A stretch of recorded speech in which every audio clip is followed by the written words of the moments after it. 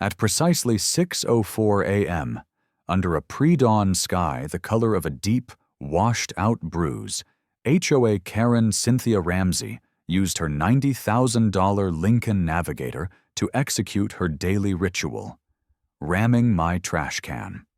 The air on our street, a meticulously manicured suburban artery named Whispering Pines Lane, was usually still at this hour, thick with the scent of dew-soaked, chemically treated lawns. But for the past 56 consecutive mornings, that silence had been shattered by the sound of her deliberate vehicular assault. Today was to be the 57th. I watched the scene unfold not through my window, but on the crisp, high-definition display of a 24-inch monitor in my home office. The feed piped directly from a covert, weatherproof camera I'd mounted inside my mailbox. The timestamp in the corner of the screen glowed a precise, unforgiving red. Her approach was always the same. A slow, predatory crawl down the street, her headlights cutting sharp, arrogant cones through the morning mist. Then, a sharp, practiced turn of the wheel, a brief but decisive application of the accelerator, and the impact. But this morning was different. At precisely 6:04 a.m., when the chrome-laden grille of her $90,000 SUV made contact with my residential trash can, the sound was not the familiar, percussive crack of shattering plastic she had come to expect. What she actually did was collide with a polymer composite monolith reinforced with 150 pounds of industrial-grade, 5,000 psi concrete. She inflicted over $14,000 of instantaneous, catastrophic structural damage on her own vehicle. And she triggered a forensic investigation, my investigation, that would utterly collapse her entire corrupt enterprise. The sound that echoed through the dawn silence was a deep, concussive, bone-jarring thud, a sound of immense and unyielding density, immediately followed by the sickening metallic scream of bending frame members, the explosive pop of a deploying airbag, and the sharp, crystalline tinkle of her passenger-side headlight assembly disintegrating into 1,000 pieces on the asphalt. The Lincoln, its forward momentum completely and violently arrested, bucked upward like a spooked horse, its front passenger-side wheel lifting a full foot off the ground before crashing back down with a groan of tortured suspension components. Steam, or perhaps smoke, began to hiss from under the now crumpled hood. My trash can, meanwhile, had shifted perhaps half an inch from the force of the impact.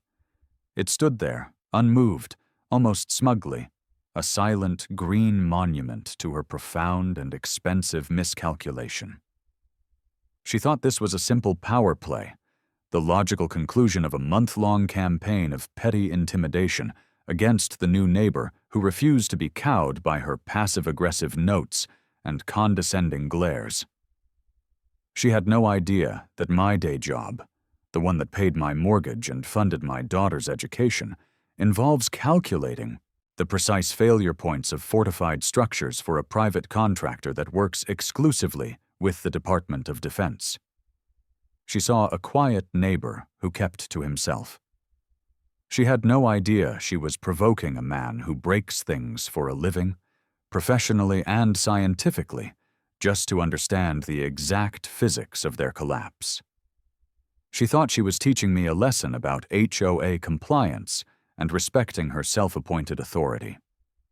I was about to teach her a brutally expensive lesson in Newtonian physics, material science, and the unforgiving calculus of federal fraud statutes. From her perspective, I was the problem. I was the discordant note in the perfect suburban symphony she conducted with an iron fist and a 3-ring binder of bylaws. My crime? I had failed to properly genuflect. I had failed to attend the mandatory welcome wagon meeting where she held court, dispensing unsolicited advice on everything from lawn care to proper holiday decoration etiquette. My existence was a quiet, constant challenge to her absolute dominion.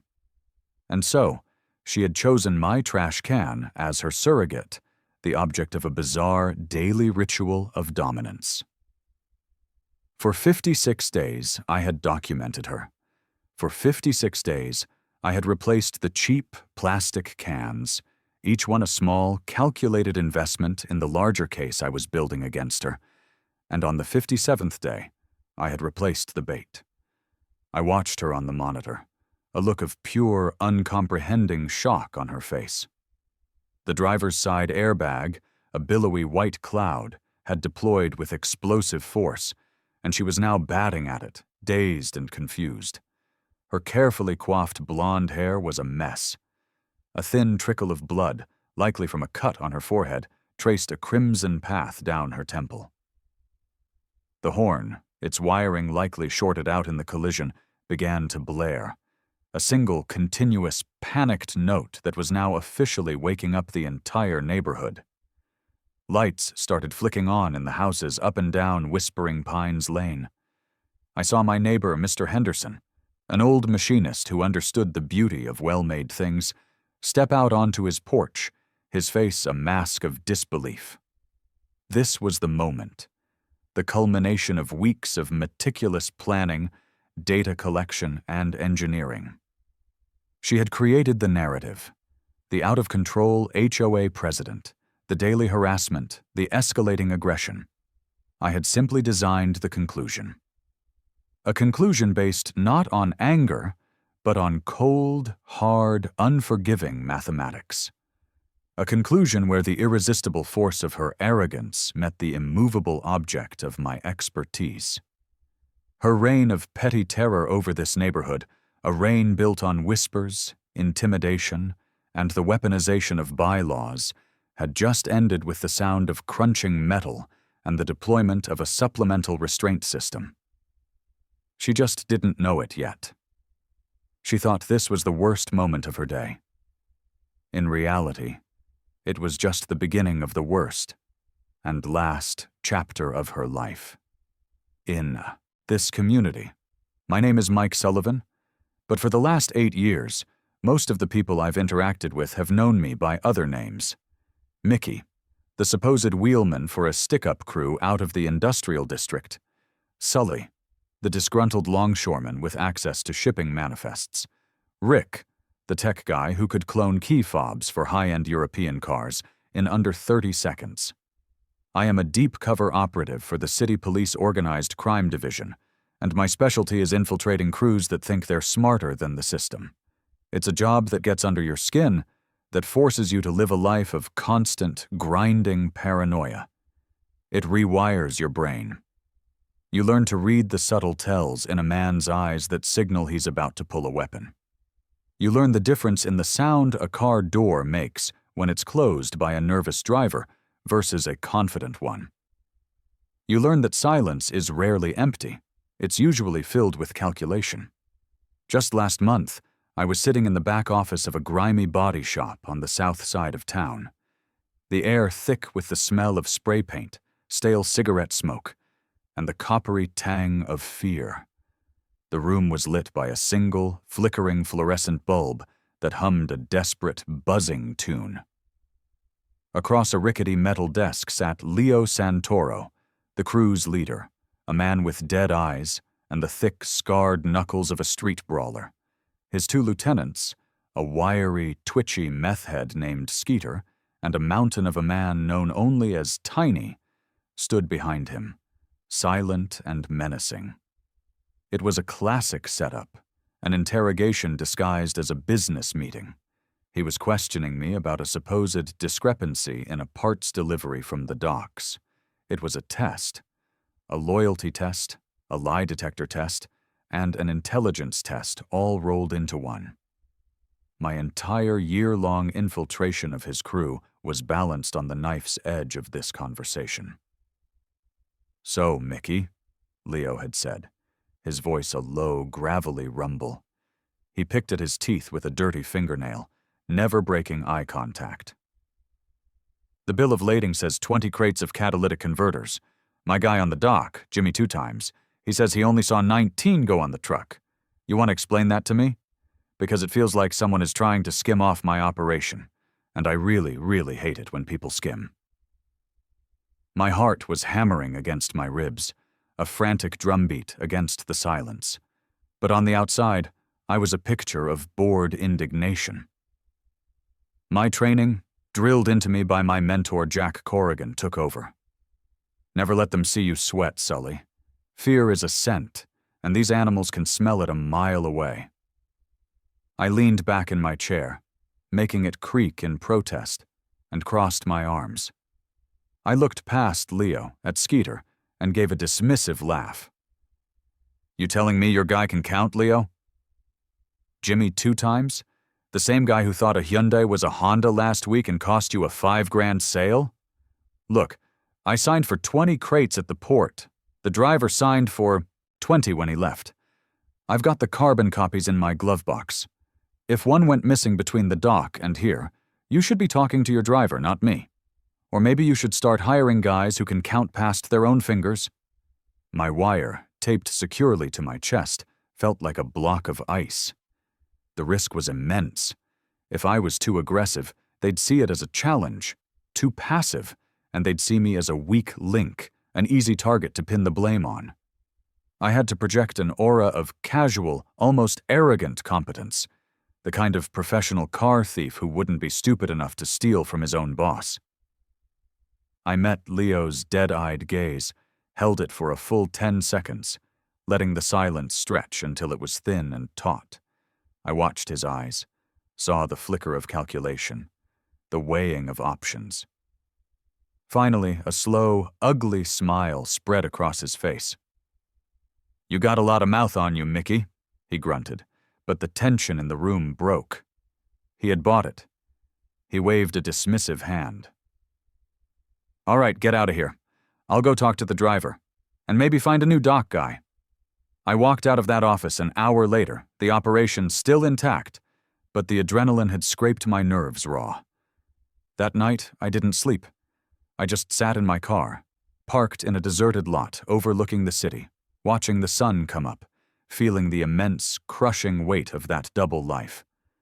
The constant threat of violence, the moral corrosion of pretending to be a monster, the gnawing loneliness of not being able to confide in anyone, it was a heavy price to pay.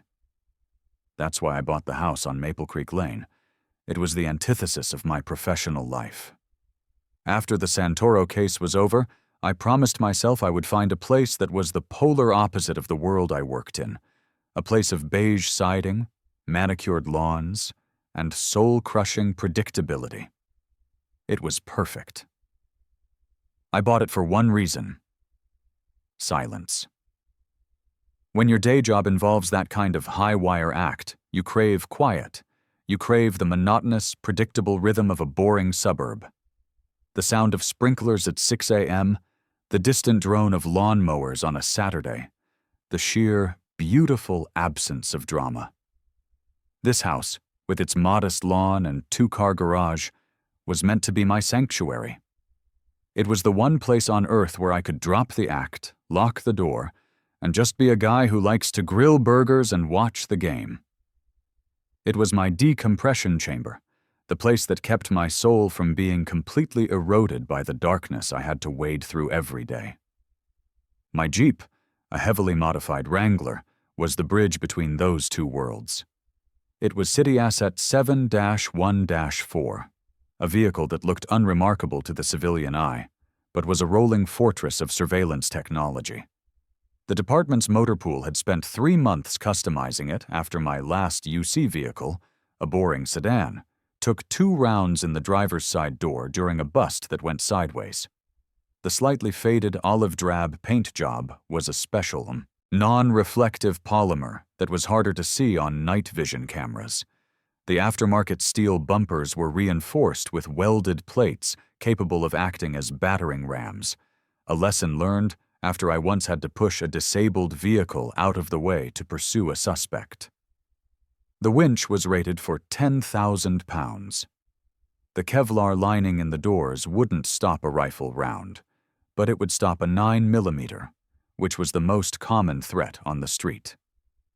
Hidden behind the dashboard was an electronics suite that included a real-time GPS tracker, a cellular signal jammer, and an encrypted radio that could securely communicate with police servers from 100 miles away.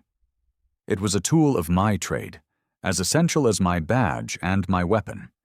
And because of that, it was legally protected by municipal and state codes that put it far beyond the reach of any homeowners association. Section 24. B of the city charter explicitly exempted registered law enforcement vehicles, marked or unmarked, from any and all local ordinances or private covenants related to parking and storage. It was a law designed to protect officers from exactly this kind of harassment.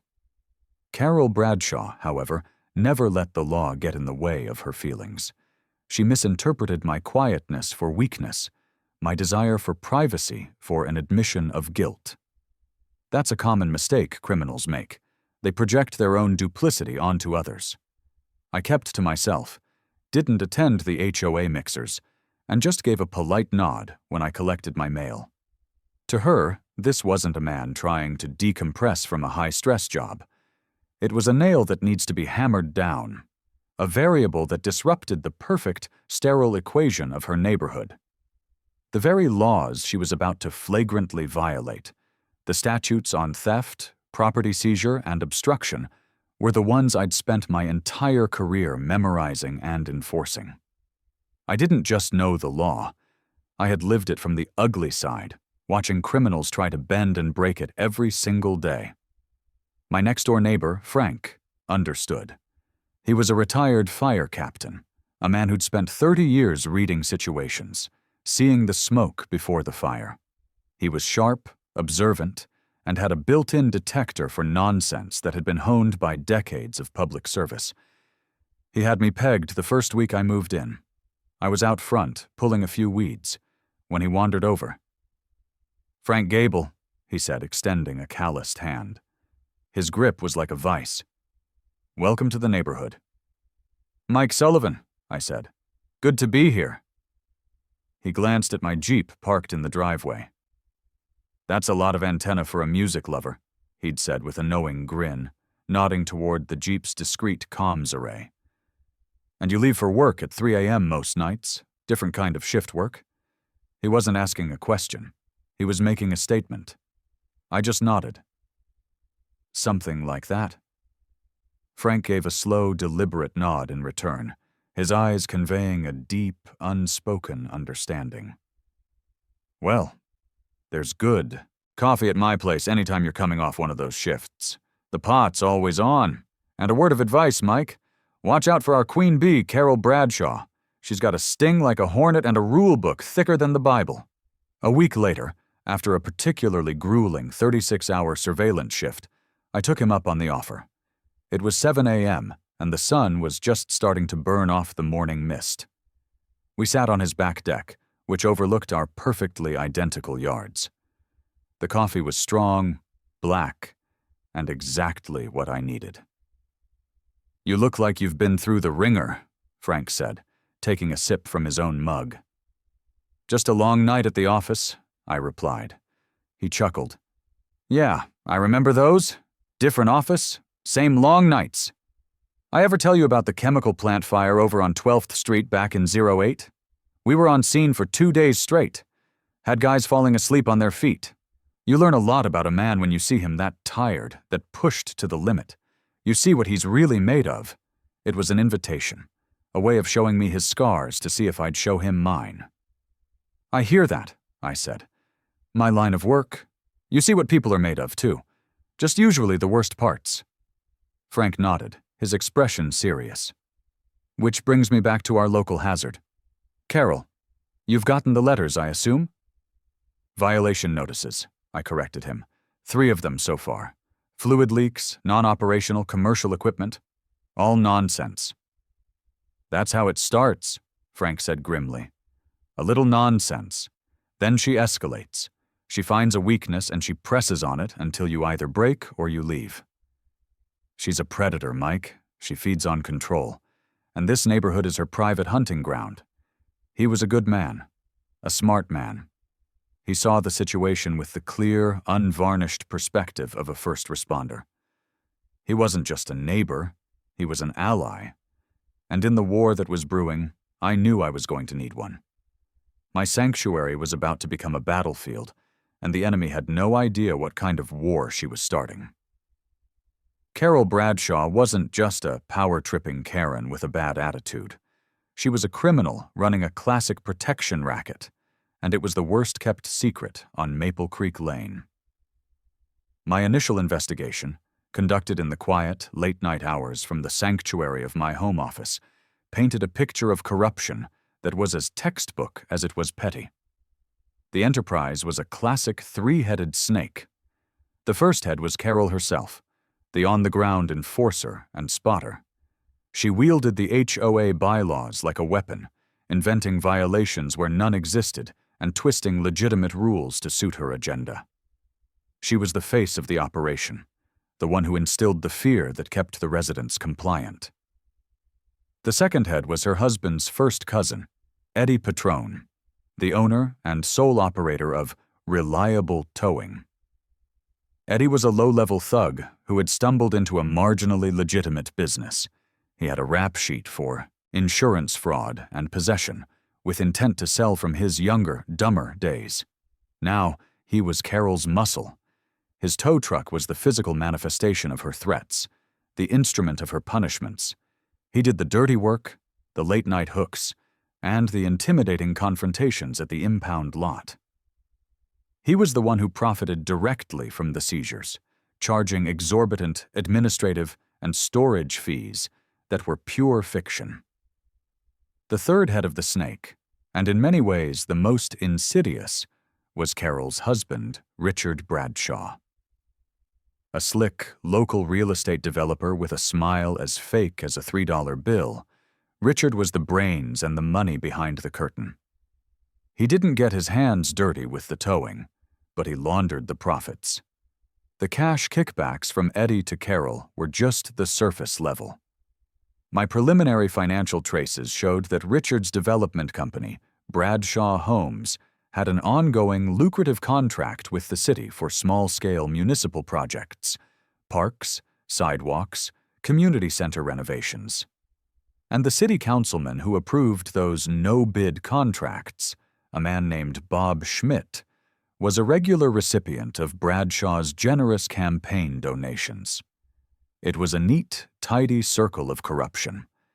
Eddie's predatory towing funded Carol's lifestyle, which in turn supported Richard's political contributions, which in turn secured the city contracts that made them all wealthy and kept Councilman Schmidt in power to provide political cover for the whole rotten enterprise.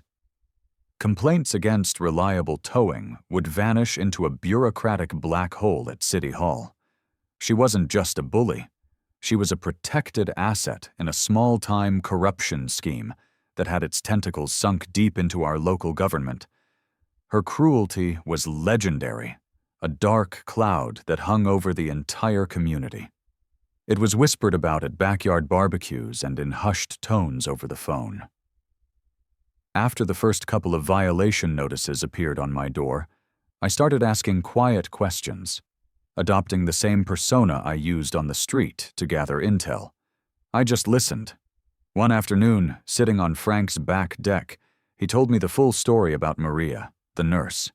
His face was grim, his usual good humor gone, replaced by a cold anger. "It was last winter," Frank began, his voice low. "Middle of a damn ice storm. Maria gets home from a double shift at the hospital. Place was a madhouse, big pileup on the interstate.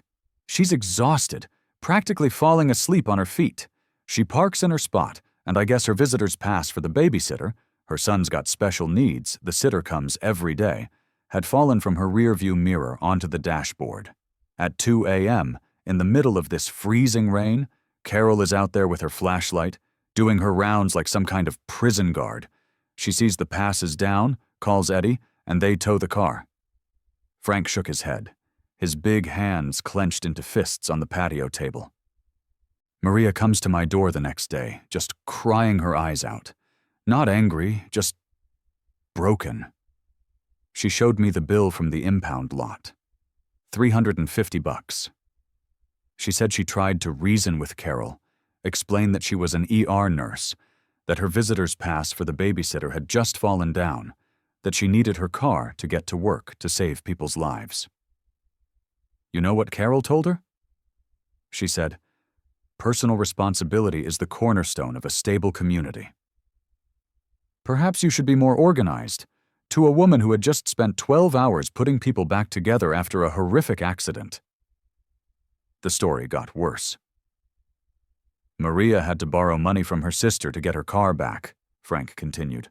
She missed a critical shift at the hospital because of it, got a reprimand from her supervisor. And the kicker? That missed car payment from having to pay the impound fee dropped her credit score just enough that her mortgage refinance application was denied a month later. An application that would have saved her $300 a month. All for a $50 kickback in Carol's pocket. It's evil, Mike. It's just plain evil. I saw this evil for myself at an HOA meeting a few weeks later. I went just to observe, to get a feel for the dynamics of the room. I sat in the back of the community center clubhouse, a sterile room that smelled of stale coffee and air freshener. The meeting was a masterclass in petty tyranny. Carol controlled every aspect, cutting people off, dismissing concerns with a wave of her hand. The other board members, including the treasurer, a nervous accountant named Gary, sat beside her like hostages, nodding along to her every decree. Then, Mr. Henderson, the elderly Vietnam veteran, stood up. He was a frail man, but his voice was steady, filled with a quiet dignity. "Mrs. Bradshaw," he began, "before we talk about raising dues to resurface the tennis courts, I'd like to discuss the fines. As you know, I was fined $2,000 last year because you said my flag was an unapproved exterior modification. I've lived here 40 years. That flag has been there for 40 years. I'd like to know what changed." A hush fell over the room. It was a direct challenge, a rare act of courage in this cowed community. Carol looked at him over the top of her glasses, a look of utter disdain on her face, as if he were an insect she was about to crush. "Mr. Henderson," she said, her voice like ice, "that issue has been reviewed and resolved. The modification was removed. We are discussing the budget now. Please sit down." "But I don't think it was fair," he persisted, his voice trembling slightly. "That flag was given to me when my brother was killed in action." "It has meaning, and the bylaws say—" "What you think," Carol cut him off, her voice rising, sharp and cruel, "is not relevant to the current discussion. The board has made its ruling. Your personal sentimentality does not dictate community policy. Now, if you'll excuse us, the adults have business to attend to. Sit down." The public humiliation was absolute. A wave of murmurs went through the room, a mix of shock and shame, but no one spoke up. They were all too afraid of becoming her next target. I watched the HOA treasurer, Gary, start sweating profusely, shuffling his papers and refusing to make eye contact with anyone. Mr. Henderson, his face ashen, slowly sat down, defeated. In that moment, I saw her for what she was, a predator who thrived on the humiliation of others, especially the vulnerable. She wasn't just enforcing rules. She was systematically breaking people.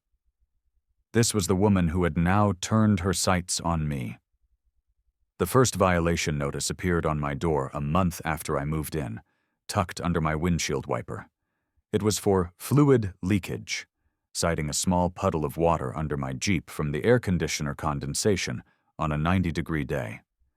The notice was filled with official-sounding jargon, citing a non-existent subsection of the bylaws. I scanned it and saved it. The next one came a week later. Non-operational vehicle, claiming my Jeep hadn't moved in 48 hours. It was a blatant lie. I had driven it to a classified briefing that very morning, a fact my vehicle's internal GPS log could easily prove. The third notice was my favorite, a true work of art in its absurdity. Display of commercial-grade equipment, referring to the small, discrete communications antenna. Each notice was a probe, a test to see if I would comply, to see if I would bend the knee. I didn't throw them away. I opened a new file on my laptop's encrypted hard drive, scanned each one with a high-resolution scanner, and saved them in a folder I labeled Bradshaw RICO. She thought these flimsy pieces of paper were weapons of intimidation. She had no idea they were about to become exhibits in a federal indictment. She thought she was escalating a neighborhood dispute. She was actually providing me with the predicate acts needed to build a racketeering case against her and her entire corrupt family. The game had begun, and she had no idea she was playing against a grandmaster. After the HOA meeting where I watched Carol Bradshaw publicly humiliate Mr. Henderson, the mission parameters shifted. This was no longer a passive surveillance operation. It was time to move from defense to offense. My quiet sanctuary had become an operational theater, and I was done gathering intelligence. It was time to build the battering ram that would bring her entire corrupt fortress crashing down. My training, the years of building cases from whispers, shadows, and the meticulous, soul-crushingly boring work of following the money, took over completely. I stopped thinking like a homeowner entirely. The man who worried about property taxes and crabgrass was gone, replaced by the cold, calculating detective. The next morning, I was in my lieutenant's office at 7 a.m. sharp. Marcus Thorne was already there, mouthful, steaming cup of coffee in one hand and the overnight citywide crime summary in the other. He looked up as I entered, his expression a familiar mix of exhaustion and weary professionalism. "Don't tell me, Sully," he grunted. "Your HOA president declared war on your mailbox?" "Worse," I said, placing a thin file folder on his desk. "She's running a RICO enterprise out of the community clubhouse." I spent the next 30 minutes laying it all out on the whiteboard in his office. I drew the lines, the same way I had for the Santoro crew, connecting the boxes I labeled Carol Bradshaw, HOA, Eddie Patrone, Reliable Towing, Richard Bradshaw, Bradshaw Homes, and Councilman Bob Schmidt. I detailed the kickback scheme, the political protection, the systematic targeting of residents like Maria the nurse and Mr. Henderson. Then, I played him the audio from my 2 recorded phone calls with Carol. He listened intently, his expression hardening as he heard her blatant threats and arrogant dismissal of the law. When I finished, he was silent for a long moment, staring at the board. "Son of a bitch," he finally said, more to himself than to me. "It's all there. It's small time, but it's a classic racketeering loop. She uses the HOA to generate illicit funds for her cousin, who funnels it through her husband, who uses it to bribe a public official, who in turn provides the political cover for the whole damn thing to continue." He looked at me. "The DA is going to love this. It's a slam-dunk public corruption case. Low risk, high publicity. He'll get his face on the evening news for a month." He stood up and walked to the board, tapping the box labeled Schmidt. "This is the weak link. Politicians are cowards. The moment we apply pressure, he'll fold and give up the whole Bradshaw family to save his own skin." He turned back to me. "Your 48-hour surveillance window is up. What do you need to turn this from a strong suspicion into an ironclad indictment?" "I need the full package, Lieutenant," I said. "I need a warrant for financial records, bank statements, tax returns, campaign contributions, for all 4 of them. I need a pen register and trap and trace on Carol's and Eddie's phones to log their call patterns. And I need to put a covert camera on a utility pole across from her house. I have a camera on my property, but I want to see who comes and goes from hers. I want to see Eddie dropping off his little white envelope every Friday morning." Thorne nodded. "Write up the affidavits. Make them bulletproof. I want a judge to read them and feel like he has no choice but to sign. Cite the evidence you already have. The violation notices targeting a city asset, the recorded threats, the GPS data from the tow truck showing a pattern of predatory behavior, and your direct observation of her criminal conduct. Emphasize the potential compromise to our ongoing Santoro investigation. That will get the judge's attention." He paused. "And Sully? Keep your head down. These people are amateurs, but amateurs can be unpredictable and dangerous when they feel cornered." For the next 2 days, I lived on black coffee and the glow of my laptop screen. I wrote the warrant applications, my fingers flying across the keyboard as I translated my investigation into the dry, precise, and utterly damning language of the law. I cited penal codes, legal precedents, and the specific articles of the state constitution they had violated. I crafted a narrative that was both legally sound and compellingly simple. A story of greed, abuse of power, and corruption.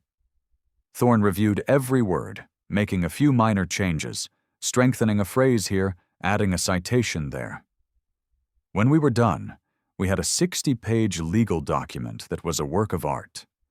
We walked it over to the courthouse ourselves and sat down with Judge Miller, a tough but fair judge who had signed dozens of my warrants over the years. He read through the entire document in silence, his expression unreadable. When he finished, he took off his reading glasses and looked at me.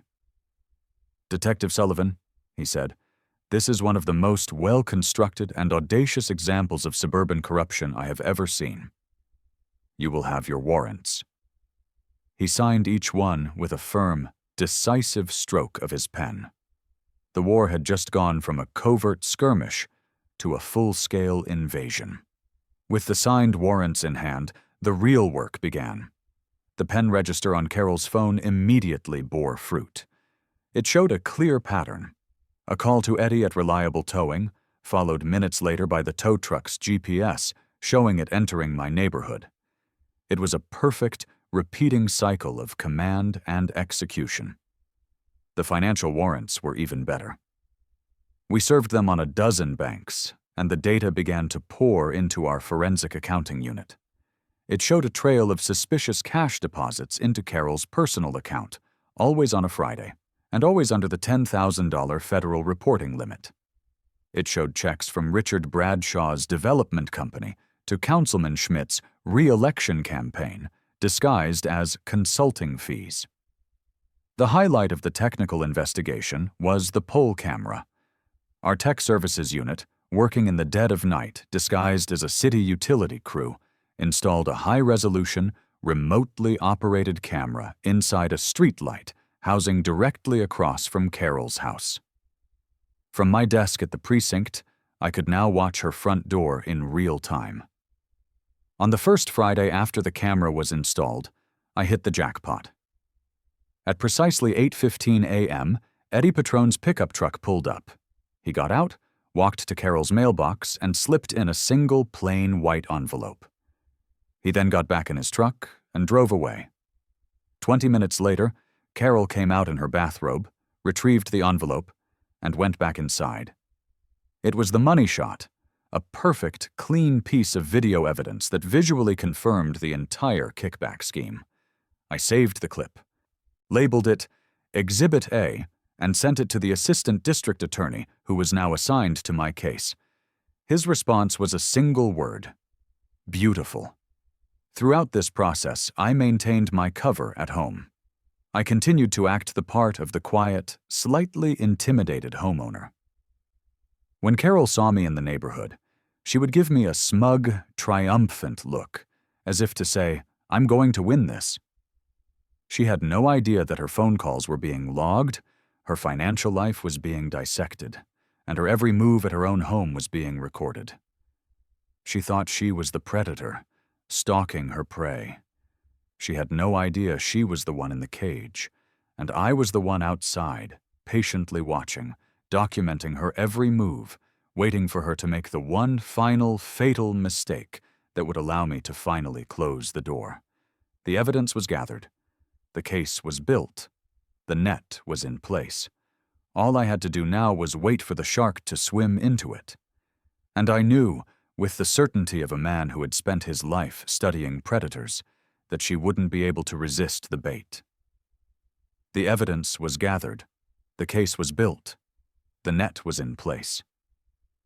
For a week, I existed in a state of suspended professional patience. I went about my normal routine, continuing my undercover work on the Santoro crew, but a part of my mind was always back on Maple Creek Lane, watching and waiting.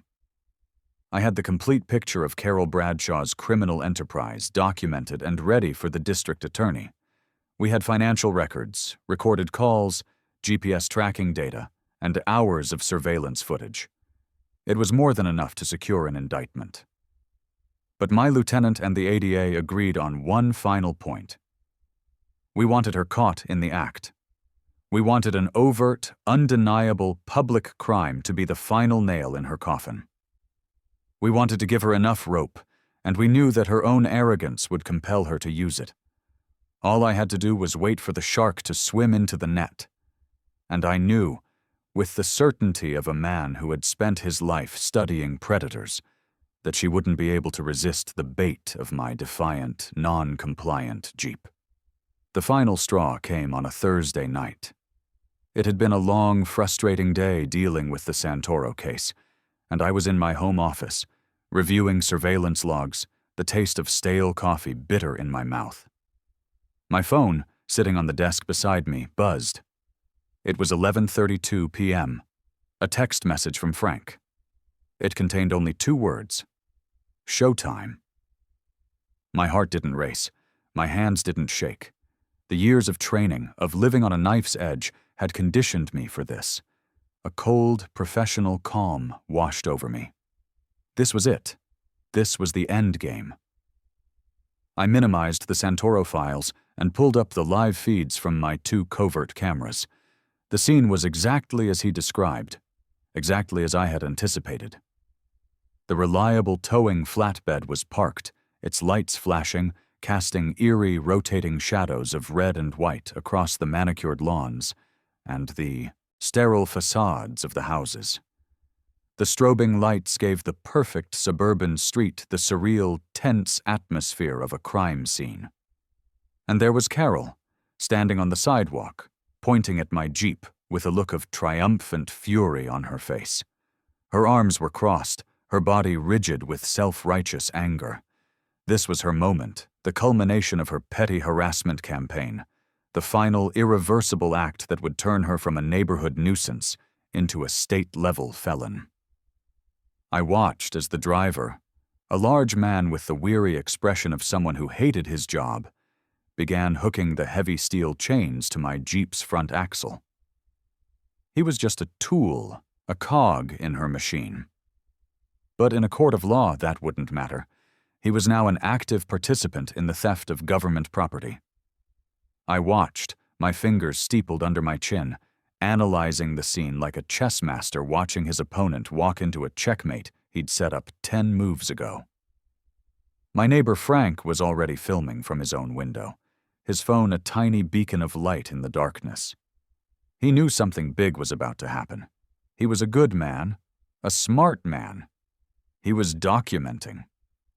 Then, the panic moment I was waiting for, the moment I knew would come, arrived. As the tow driver, whose name I later learned was Dave, leaned into my Jeep's cabin to put it in neutral, his flashlight beam swept across the interior. It caught the corner of the official laminated police placard that I had intentionally let slip from my visor onto the passenger seat floor earlier that day. I watched on my camera feed, zoomed in tight as the man's body went rigid. He recoiled from the Jeep as if it were electrified. He stumbled back, his flashlight beam waving wildly before finding Carol's face. I could hear their words clearly now, captured by my camera's high-fidelity microphone. The conversation was a prosecutor's dream. "What? What is it? What are you waiting for?" Carol snapped, her voice sharp with impatience. I can't touch this, Carol," Dave stammered, his voice a low rumble of fear. "Look." He pointed his flashlight at the placard on the floor. "That's a city police tag. This is a cop's car. We can't tow this. We'll lose our license. We'll go to jail." Carol's reaction was pure, distilled rage. She marched up to him, her face contorted in a snarl. I don't care if it belongs to the President of the United States. I told you to take it. Are you stupid? You work for me, not for him." "But it's illegal," Dave protested, taking a step back. "This is a felony, Carol. I'm not going to prison for you." And then I saw it. The act of a desperate, cornered criminal, the final fatal mistake that sealed her fate. She reached into her expensive purse and pulled out a wad of cash, shoving it at him. "Here," she shrieked, her voice cracking with hysteria. $500. Right now.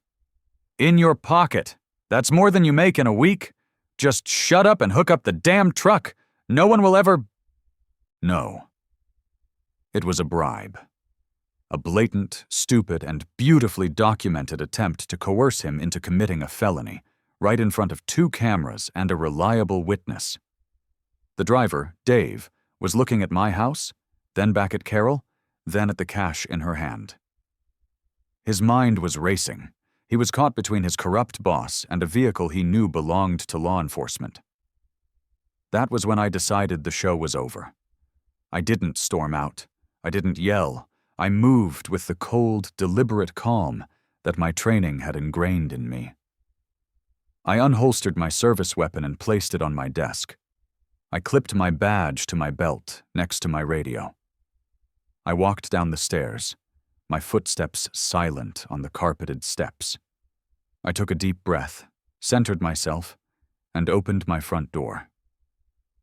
The porch light flooded the scene with brilliant white light. They both froze and stared at me, caught in the glare like startled deer. Carol's jaw went slack. The tow driver looked like he'd seen a ghost. I let the silence hang in the air for a full 10 seconds, letting the reality of the situation sink into their skulls. Then, I calmly raised the small, handheld radio I carried. I keyed the mic. My voice was flat, professional, and carried across the silent street with unnerving clarity. "Dispatch, this is Detective Sullivan, badge number 8-4-9. I need a marked unit at 121 Maple Creek Lane. I am witnessing the felony theft of my undercover vehicle, City Asset 714. Suspects are on scene." I clicked the mic off and looked directly at the tow driver. His face was a mask of terror. "Step away from the vehicle," I said, my voice leaving no room for negotiation. "Put your hands on the hood of your truck." "Do it now." He complied instantly, practically scrambling to show his obedience. Then I turned my gaze to Carol Bradshaw. Her face had drained of all color. The smug triumph was gone, replaced by a dawning, horrified understanding. Her mouth opened and closed, but no sound came out. The wad of cash was still clutched in her hand. "Ma'am," I said, my voice devoid of any emotion, "you have the right to remain silent. I strongly suggest you use it. This was no longer an HOA dispute on a quiet suburban street. This was now the arrest phase of a major criminal investigation." The silence that followed was deafening, broken only by the hum of the tow truck's engine and the distant chirp of crickets. The flashing lights, which moments ago had been a symbol of Carol's power, now seemed to be illuminating her own downfall. Lights were beginning to flick on in the houses up and down the street as neighbors, drawn by the commotion, peered out their windows. In the distance, I heard it. The faint, rising wail of an approaching siren. The cavalry had arrived, and for Carol Bradshaw, the war was already over. She had just lost in a spectacular, career-ending fashion. The first patrol car, a standard Ford Interceptor, arrived in 90 seconds, its siren dying with a final, mournful yelp as it swung into the curb. The strobing red and blue lights continued their silent, frantic dance, painting the entire cul-de-sac in garish streaks of official consequence. For Carol Bradshaw, now sitting ramrod straight in the back of that car, the arrival of uniformed officers must have been a shock. In her world, the police were people you called on others, a tool to be wielded against the less desirable elements of society. She had never imagined they would be called on her. The veteran patrol sergeant, a stout, weary-looking man named Kowalski, whose nameplate I could read from my porch, got out of the car. He saw the tow truck, the Jeep still attached by chains, the terrified driver with his hands on the hood, and me, standing calmly on my lawn with my badge visible on my belt. He took in the scene with the practiced eye of a man who had seen 1,000 different kinds of late-night trouble. I met him on the sidewalk, my own radio still in my hand. "Sergeant," I said, my voice low and professional. "Detective Sullivan, Organized Crime Division." Kowalski nodded, his eyes showing a flicker of recognition. "Sullivan. Heard of you. What the hell have we got here? A repo gone bad?" "Worse," I said. "You're on an active crime scene. I've been investigating this HOA and a local towing company for public corruption and racketeering. The woman in your car, the HOA president, just attempted to illegally seize my undercover vehicle, a registered city asset. When the driver balked, she attempted to bribe him into committing a felony. We have it on multiple video and audio recordings." Kowalski's eyebrows shot up. The bored, end-of-shift look vanished, replaced by a sharp, professional focus. "You're kidding me." "I'm not," I said. "The driver, a mister." David Finney is cooperating. He's a witness, not a suspect at this time, provided he continues to cooperate. The suspect is Carol Bradshaw. She's the target of the investigation. I need you and your officer to secure the scene. Nothing moves. No one leaves. I'm going to take Mr. Finney's formal statement right now. "It's your scene, detective," Kowalski said, immediately deferring to my rank and the nature of the investigation. He turned to his rookie partner. "You heard him. Lock it down, get the tape up, and keep an eye on our guest in the back. Not a word to her." While the rookie started cordoning off the front of my house with yellow police tape, turning my lawn into an official enclosure, I walked over to the tow truck. Dave, the driver, was sweating profusely despite the cool night air. "Detective," he began, his voice shaky. "I didn't want to do it." "I swear, she pushed me." "I know, Dave," I said calmly. "I heard the whole thing. Now I want you to walk me through it, from the beginning. I'm recording this as your official witness statement. The truth is going to keep you out of a prison cell. Do you understand?" He nodded eagerly. For the next 30 minutes, standing in the flashing lights, I conducted a formal interview. I used the same techniques I used on confidential informants, a mix of empathy and firm, guiding questions. And Dave, a man staring at the abyss, gave me everything. "It started about 2 years ago," he explained, his voice low. "Eddie, my boss, Eddie Patrone, he's Carol's cousin. He told me they had a new deal. Said Carol would point out cars, we'd tow them, and he'd give her a cut. Said it was all legal-like, just aggressive enforcement of the rules. But it never felt right. We were towing cars for stuff like, I don't know, having a tire shine that was too glossy, or parking 6 inches from the curb instead of 12. "And the kickbacks?" I asked. "Always cash. Eddie told me he dropped a white envelope in her mailbox every Friday morning. Said he kept a ledger. He called it consulting fees for tax purposes. A total sham." He then described the events of the night in perfect, terrified detail, culminating in the bribe. "She pulled out this huge wad of cash, said it was $500, said it was mine if I just hooked up the Jeep and kept my mouth shut.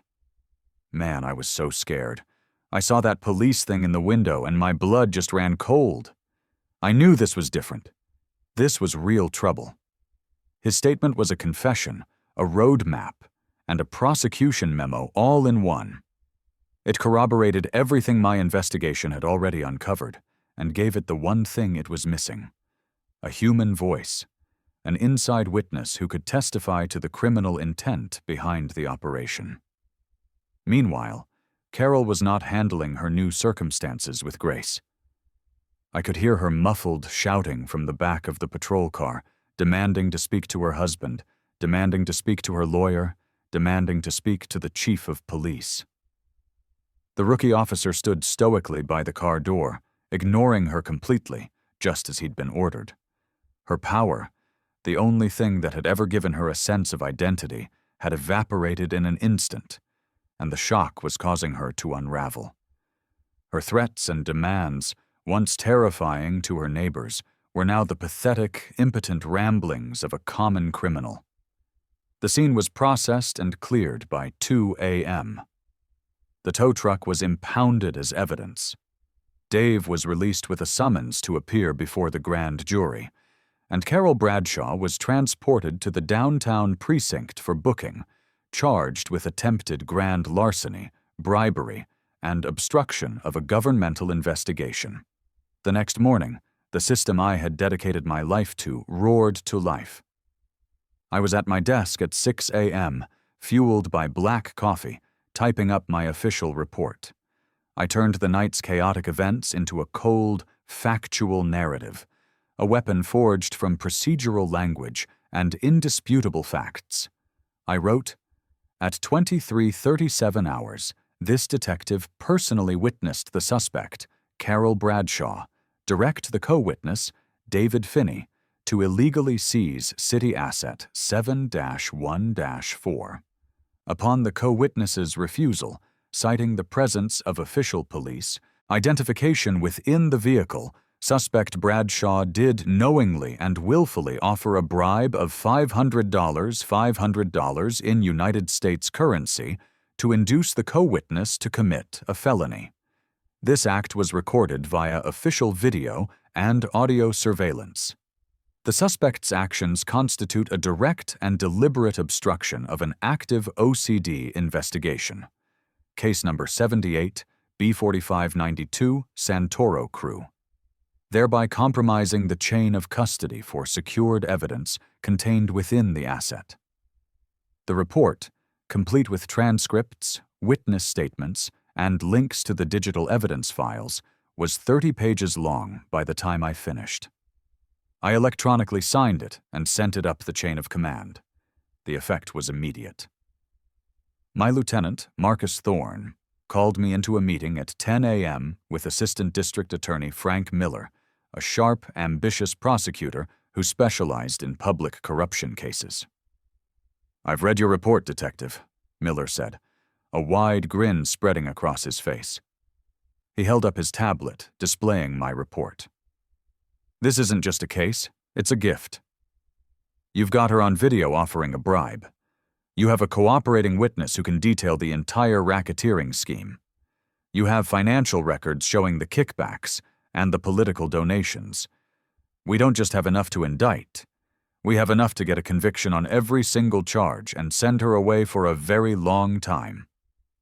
Lieutenant Thorne nodded in agreement. "It's airtight, Frank. Sully here built this thing from the ground up. The professionalism of this investigation is impeccable." "So what's the next step?" I asked. Miller's grin widened. "The next step is we bring the whole house of cards down. We're taking this case to the grand jury this afternoon. I want indictments for Carol Bradshaw, her husband Richard, and Eddie Petrone. We're going to hit them with a full RICO indictment, conspiracy, wire fraud, bribery, the works. And we're going to serve a warrant on Councilman Schmidt's office. We'll offer him a deal. Testify against the Bradshaws, or he can be their co-defendant. My money says he sings like a canary. The warrants were signed by noon. The raid on Bradshaw homes and reliable towing was scheduled for the next morning.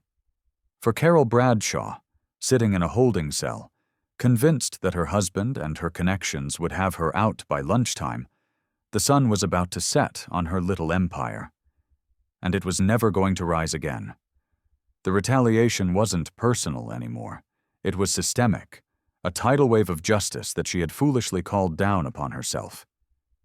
The end came not with a bang, but with the quiet, methodical turning of legal gears, a massive and impersonal machine grinding the Bradshaw enterprise into dust. The day after Carol's arrest, at precisely 6 a.m., 2 separate SWAT teams executed no-knock warrants. One team hit Eddie Petrone's house, a modest home with a yard full of rusted car parts. The other, larger team breached the front door of the Bradshaw's McMansion on the other side of town. I was present at the Bradshaw raid as an observer, standing back as the heavily armed officers moved with silent, professional efficiency. They were in and out in 20 minutes, carrying boxes of financial records, computers, and a small safe from Richard Bradshaw's home office. The look on Richard's face as he was led out in handcuffs, his expensive suit rumpled and his hair a mess, was one of pure, uncomprehending shock. He, like his wife, had believed himself to be untouchable. It was the same story at Reliable Towing's impound lot, where detectives seized every file, every computer, and every fraudulent ledger Eddie had foolishly kept. The legal proceedings were a formality, a slow-motion execution of a case that had already been won. As predicted, Councilman Bob Schmidt folded the instant the DA's investigators showed him a photo of Eddie Petrone dropping the cash-filled envelope into Carol's mailbox. He gave up the entire Bradshaw family in a signed, sworn deposition in exchange for being allowed to quietly resign from the city council in disgrace, his political career over.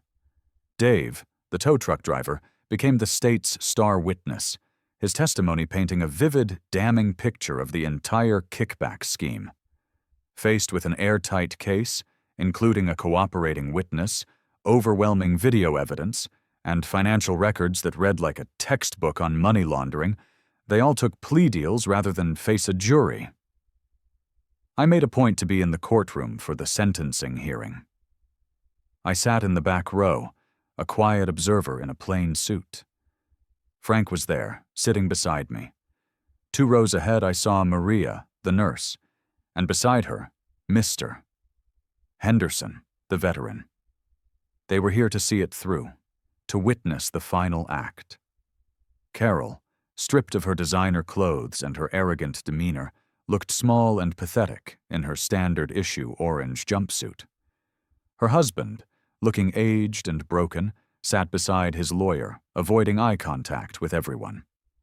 The judge, a no-nonsense woman named Esther Reese, with a reputation for being tough on public corruption, did not mince words.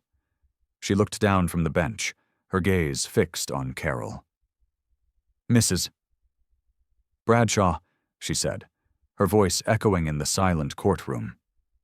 "For 7 years, you were entrusted with a position of power in your community, and you abused that trust in the most venal and contemptible way imaginable.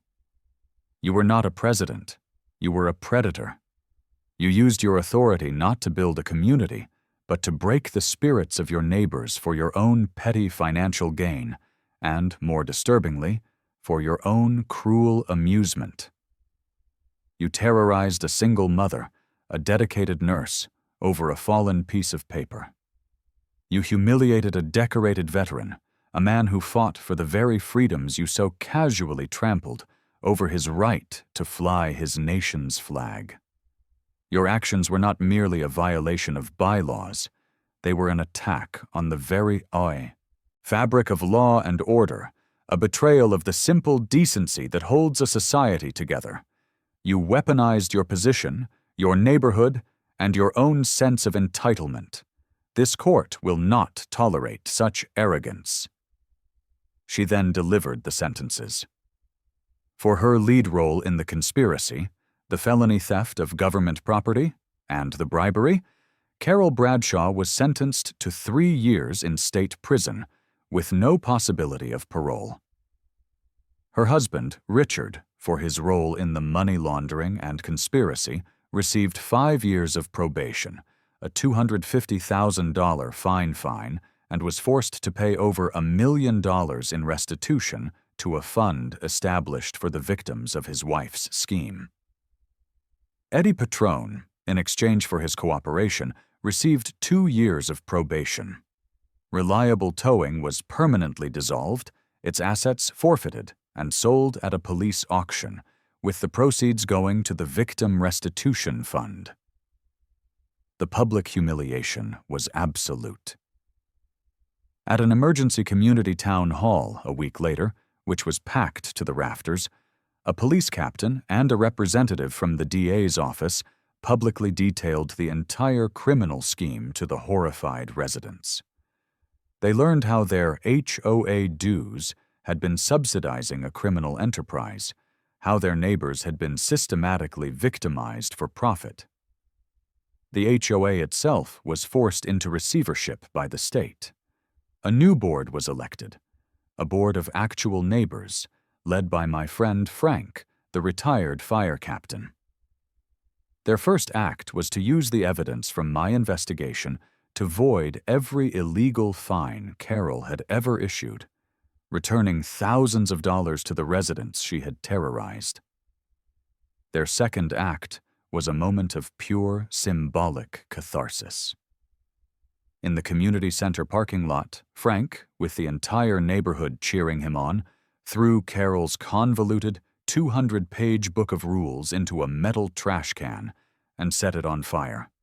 As the ashes drifted up into the evening sky, it felt like a fever had finally broken. The next Saturday, the entire neighborhood gathered on Mr.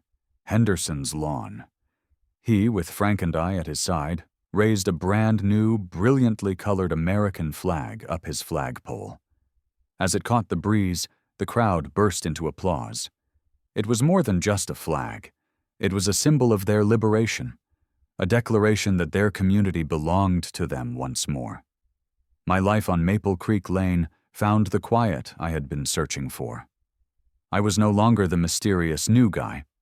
I was just Mike, the quiet neighbor who had, in his own way, saved the neighborhood. I finally had the peace I wanted, earned not by being anonymous, but by being exactly who I am. The story became a local legend, a cautionary tale about what happens when a petty tyrant in a perfect suburb messes with a quiet professional.